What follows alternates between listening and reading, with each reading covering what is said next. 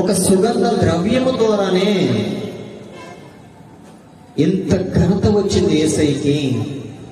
నీ జీవితాన్ని సువాసనగా చేయాలని ఆశపడుతున్నారు. నీ జీవితము బాగోలేదు, నీ జీవితము ఒడిగంటిపోయింది, నీ జీవితము అడుగంటిపోయింది, నీ జీవితము నలిగిపోయింది, నీ జీవితము ఎవరి ద్వారా పైకి రాకుండా, మనుషుల కన్ను ద్వారా, లోకంలో కన్ను ద్వారాను, అపవిత్రత ద్వారాను, లోకంలో నేను పైకి రాలేకుండా, లోకంలో వారి ద్వారాను నీకు సువాసనగా లేకుండా, దేవునికి పనికొచ్చే పరిమళ సువాసనగా లేకపోయినా సరే, దేవుడు నీకు ఖచ్చితముగా సువాసనగా చేయబోతున్నాడు నీ జీవితాన్ని.